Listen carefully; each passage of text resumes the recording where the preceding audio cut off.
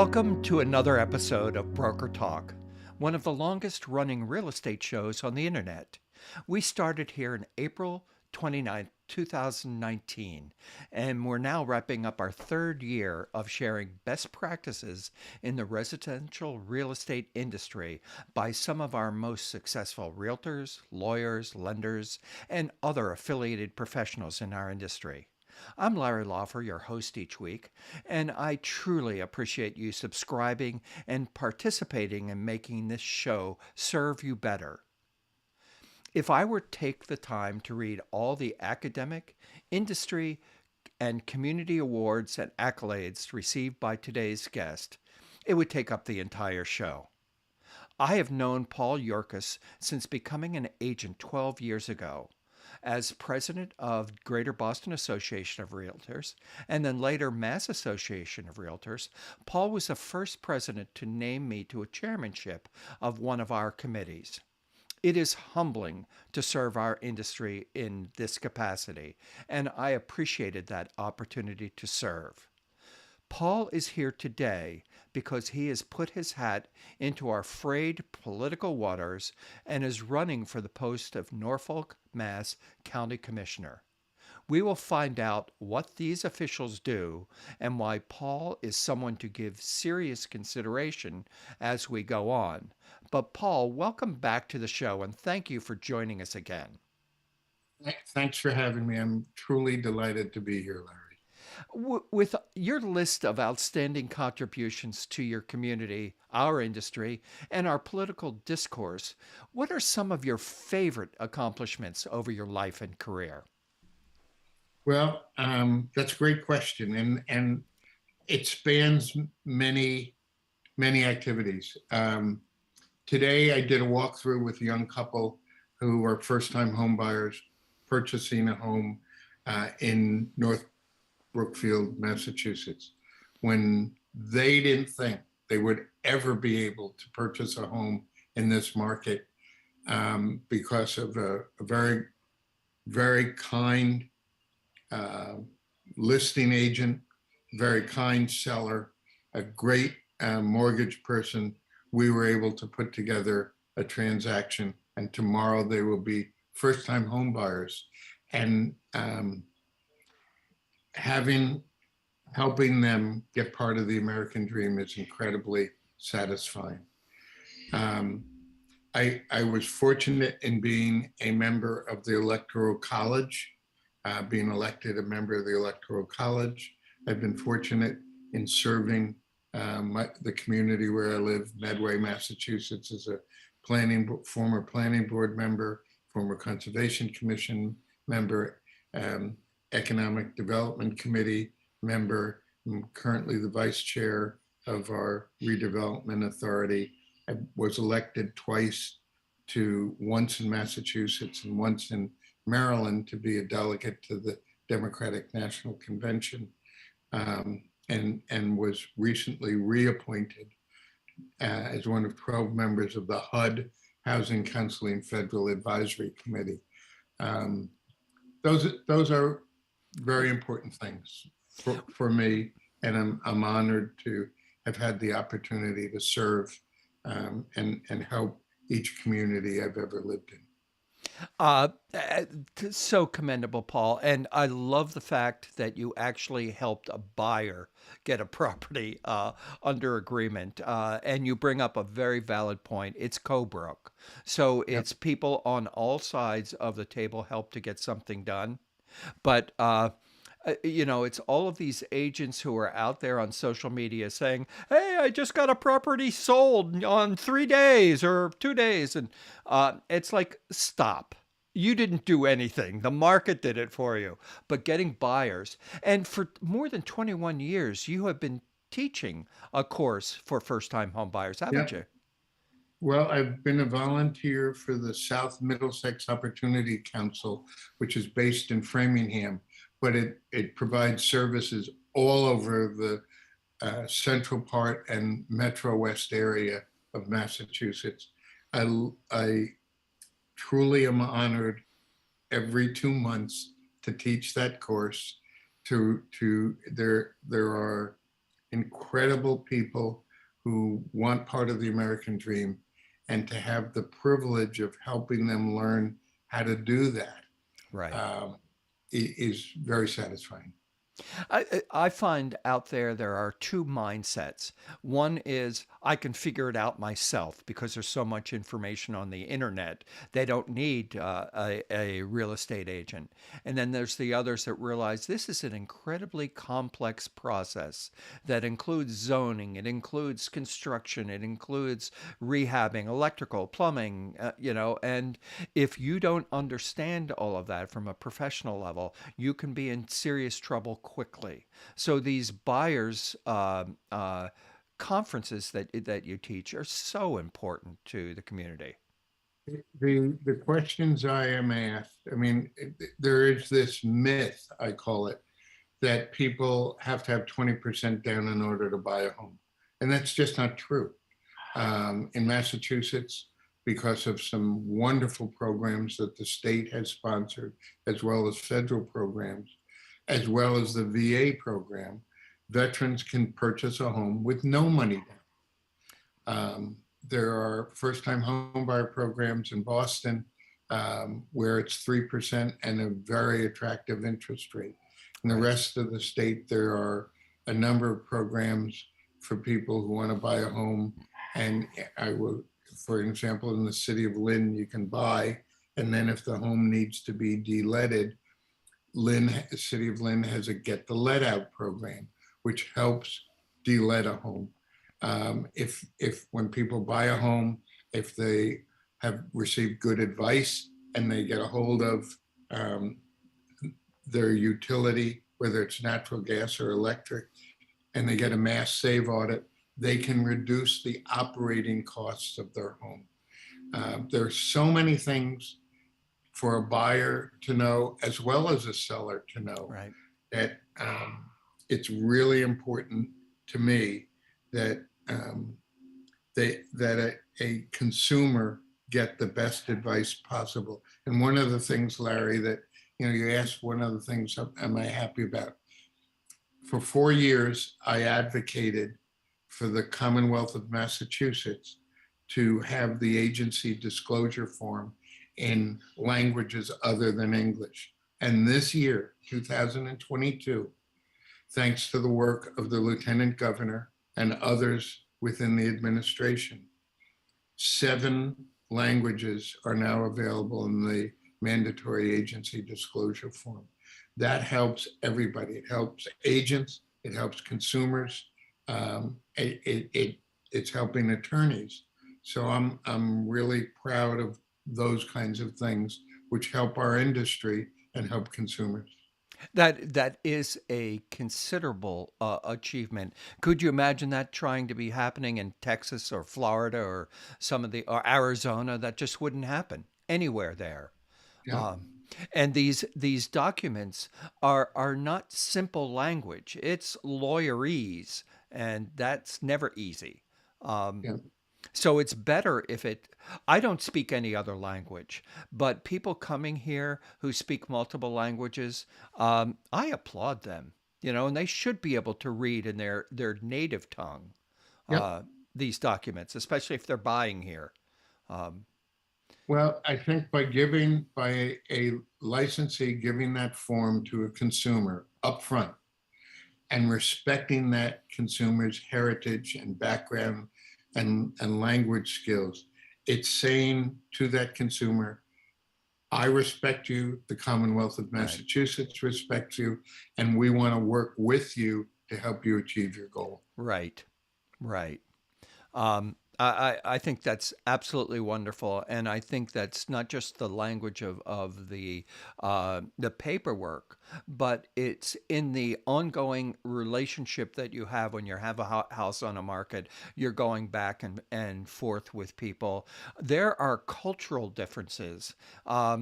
Where some cultures you never stop negotiating, never stop. It never stops. You Yep, sign the papers, and they say, "Well, wait a minute, could I?" And some people here in the United States where we don't, that's not part of our everyday culture. Some agents get upset with that, and it's a cultural thing. You know it's going to happen. They're going to ask you for something more. And that happens frequently. Yeah. And I have to advise my seller clients that this is not an offensive, intentionally offensive activity. It is the culture of that community, and that we need to work through that. This is a consumer who is practicing what they believe is an appropriate consumer approach. And it works out pretty well. I haven't had any problems. I'll put it that Yeah, way. myself either. Let's get to the meat of why we're here. You're running for the Norfolk, Massachusetts County Commissioner's Office. Could you describe what duties they have and what you're going to bring to the table? Sure. Um, the commissioners, first of all, there are three commissioners. The commissioners are responsible um, for allocating funds which come from each one of the 28 cities and towns in Norfolk County that go to the county to help operate the county government. They allocate funds that come from the federal government, and on occasion allocate funds that come from the state. They allocate resources. The Norfolk County has an engine high what is known as the engineering department. What they do is assist communities in laying out roads, in right-of-way issues. Very competent group of people. Um, the three commissioners, along with four people appointed by the governor, serve as trustees of the Norfolk Agricultural High School. They are responsible for the golf courses, which are owned by the county, and all of the courthouses and all the other buildings owned by the county. They fund the registry of deeds, and that's kind of a broad overview of the responsibilities. The why I am running is I think um, those responsibilities can be handled in a better way. Um, I I think. Well, let me backtrack. I lived in Maryland for 18 years. And Maryland has a county form of government. Um, a county form of government, and within each county there are cities or towns. Um, I have seen good things happen with county government. I know Massachusetts has 351 cities and towns, and, and it's a different form of county government here in Massachusetts. But I also know that if you take county government, town government, the Boston Metropolitan Area Planning Council, and a whole host of other organizations, and say to yourself philosophically, how can we take the resources, the experience, the knowledge of all of these organizations? How can we use that in the best possible manner to serve all of the citizens, all the residents of Norfolk County? I think I have the background, the experience, the expertise to do that. The Norfolk Agricultural High School is truly a incredible resource for this county. It does a terrific job of serving high school students, but it has other resources that are available, not well known, but are available to the rest of the public. And how can we do a better job of educating the public about these resources? Um, Recently, a decision was made by the commissioners to install a solar farm on the Norfolk Agricultural High School, Norfolk Aggie campus. And to do that, the proposal which was approved would destroy the classroom that serves as the outdoor forestry classroom. Um, I don't think that was an appropriate decision. I would like, if I'm fortunate in being elected, I would hope to reverse that decision. That decision has resulted in lawsuits, unfortunately, between the town of Walpole, neighbors to Norfolk Aggie, and the commissioners. And my approach to government is, how do we work together? How do we get input from the widest possible audience? And I know I've spoken with many people in Walpole, and um, the fact that a decision was made, such an important decision was made, without a lot of input from the community, without a lot of input from the faculty and staff at Norfolk Aggie. Um, I don't think that's the best way to lead. I don't think it's the best way to manage. And I think with my background as a mediator for 25 years for the Massachusetts Association of Realtors, and now for about a year serving as a volunteer mediator for the West Roxbury Court, I think I know how to bring people together Right. to discuss tough issues and listen with both of these, listen to other people and try and figure out an approach that can bring people together rather than implementing a decision that drives a wedge between groups. Um, so that's one of the reasons why I'm running. I think your approach to listening first is so critical, and it's one of the things currently missing in our political discourse. Everybody is listening to be hurt, so they need to lash out rather than listen to understand why someone is saying something. Now, truly, there are people out there that are saying egregious things. Denying free and fair elections would be one, just one of the many. Um, but I think when you look to understand someone's position, um, you are better. And we were talking earlier, and you mentioned to me a famous Massachusetts politician, a person that you listened to as a child, and it really formulated who you are. Do you want to share that with the audience? I'm old enough to have watched live on TV, not in person, John F. Kennedy's inaugural address. Um, his admonition is part of my fiber as a human being, not as a realtor, as a human being, and asking what I can do to make my community better. That resonated with me. That's how I live my life. Wherever I have lived, I've tried to contribute. I've lived here in Medway since November 22nd of 1983. Proud of the contributions I've been able to make here in terms of um, I was successful in getting a federal earmark and a state earmark, and then the additional funding to redo a section of Route 109, Medway's Main Street. That's been done.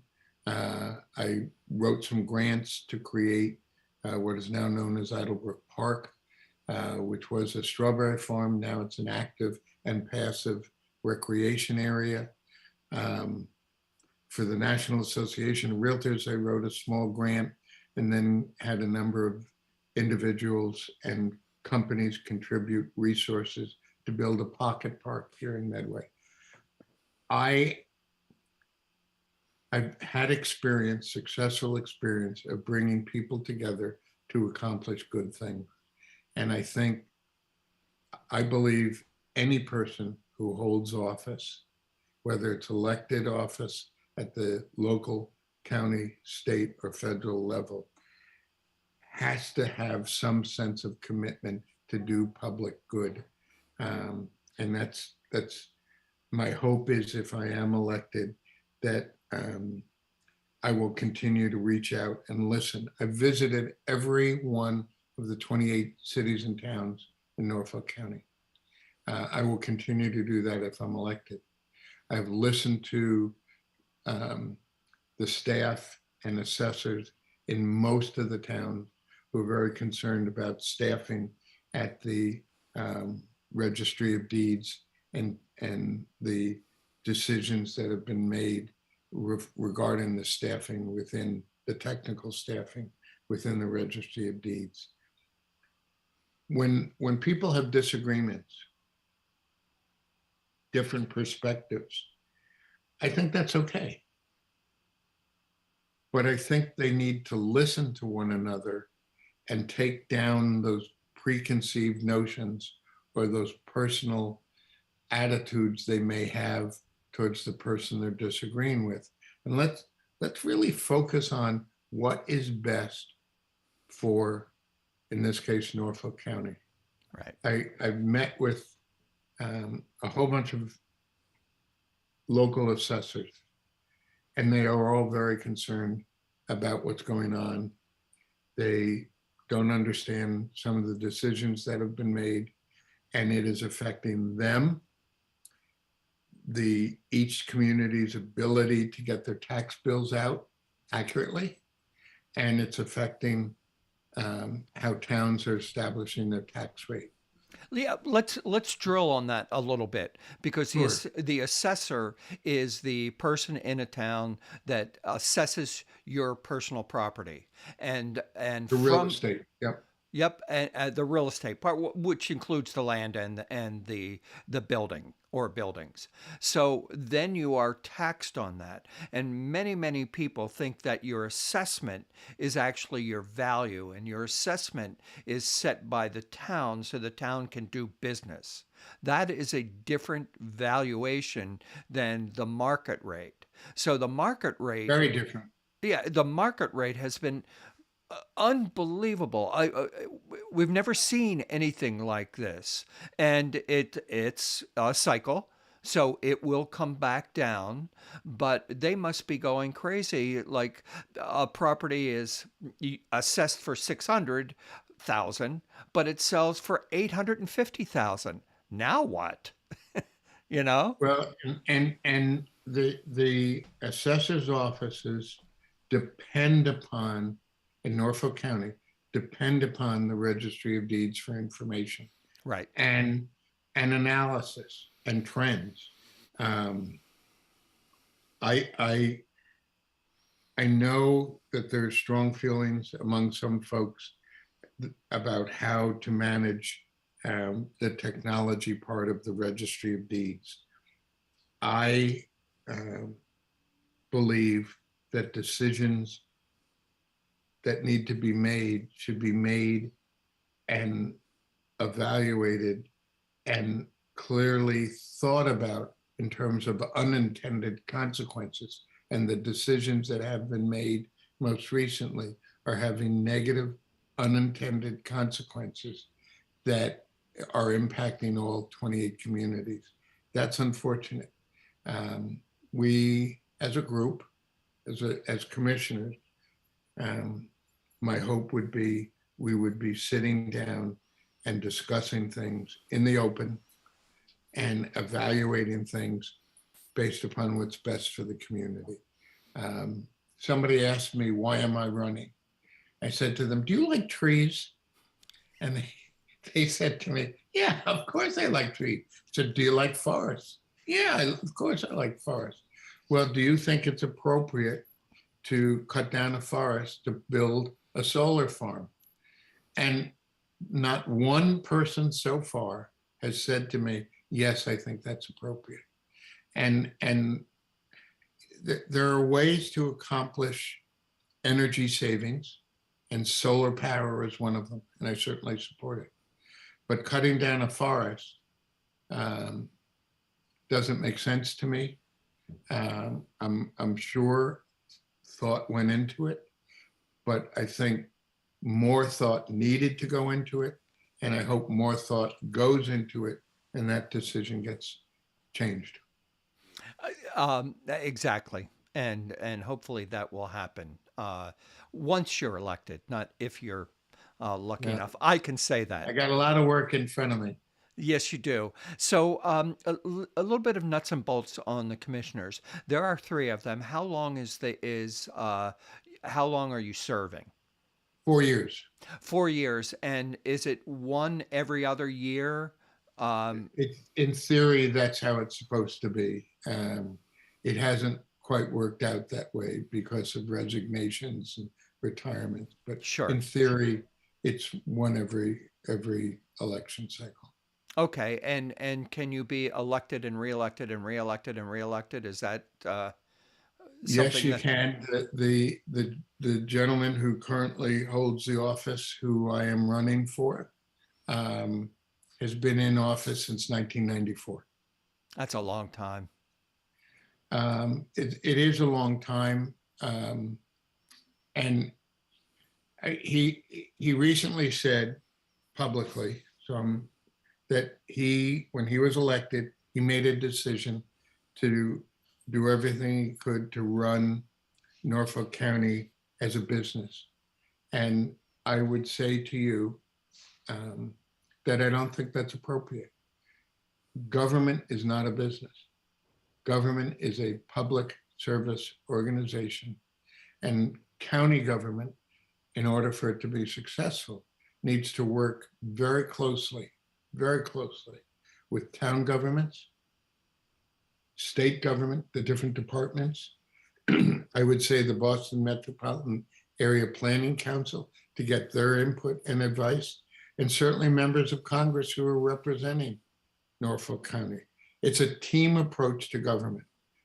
And I honestly feel that, um, the county government has not been part of a team. It's been, it's isolated itself in many respects, from other parts of government. That whole concept that we need business people as our elected officials. There's a lot of people that think that's somehow going to give them a leg up on how to run. Um, but it's been proven over and over again that if you are the CEO of a successful business, uh, you are the dictator within that business. And politics does not work like that. Everybody has a say in politics. And if you are purely a business person, you're not used to that. Uh, we saw that with the former guy. I Larry, I think that's a really good point, and I want to respond to that. Um, I am a business person. I own my own Right, company. right. I'm proud of that. There are three commissioners, and each commissioner may have a different philosophical approach, and that's okay. But what the commissioners have to do, must do, in my opinion, is figure out how to work together for the best benefit of the residents of Norfolk County. And I think that's possible. We can have different philosophies. We can have different business experiences. Um, I am not saying that my experience or my position, is more important than anybody else's. It's not. It's a different set of experiences and a different set of skills that, to the best of my knowledge, none of the current commissioners have. And I think by bringing those mediation skills, by bringing, um, my my really superior relationships with many elected officials at all levels of government, I want to facilitate things happening. I want to bring people together. I'll give you an example, very small but critical example. Norfolk Aggie has classes related to, turf management. It's really important. I mean, we all want good lawns. Norfolk County also owns golf courses, turf management. But to the best of my knowledge, when I've asked several people, there's no relationship between the golf courses and the students studying turf management. Now, that doesn't mean it may have existed in the past, or it may be difficult to establish, but I would like to explore that. Sure. Uh, we have one of the nation's truly wonderful zoos, the Franklin Park Zoo. We have students at Norfolk Aggie that are studying animals. What's the relationship between Norfolk Aggie and Franklin Park Zoo? To the best of my knowledge, based upon the discussion I've had with my niece, who is a senior zookeeper at the Franklin Park Zoo, there isn't a relationship. And if you can create a relationship where one or two students, or maybe more, have an opportunity to study at and become more familiar with how zoos operate, and how an animal care for those exotic animals, we've given those children an incredible educational opportunity. And I want in my life, there is no horizon. Every time you see the horizon, we'll look past that horizon. What are the other opportunities that can be created? And not all opportunities cost money. Right. Opportunities can simply be creating partnerships and relationships. And in both of those cases, with the zoo and with the golf courses, they have groundskeepers, they have zookeepers. If there was an internship of some sort, paid or unpaid, it gives these students an opportunity to learn about their actual profession, and maybe they can be the next groundskeeper or a zookeeper. Well, I'd love to see, and I know this sounds silly, but I don't mean it to. I'd love to see the students at Norfolk Aggie who are studying what I'll call turf management have a tour of and listen to the head's groundkeeper at Fenway Park. What a great experience that would be for them. And that's what I think I shared with you. I spent almost 25 years working in higher education. I'm still an educator. I value education a great deal. And I think we can do more to help these children gain great careers without necessarily going on to a 4-year or 2-year degree, just being really competent in their field. I think that is commendable. I look forward to seeing you out on the trail and supporting you in every way that I can. Thank you again for being part of Broker Talk again and again. Truly appreciate it. It's been a great opportunity. Thank you so much.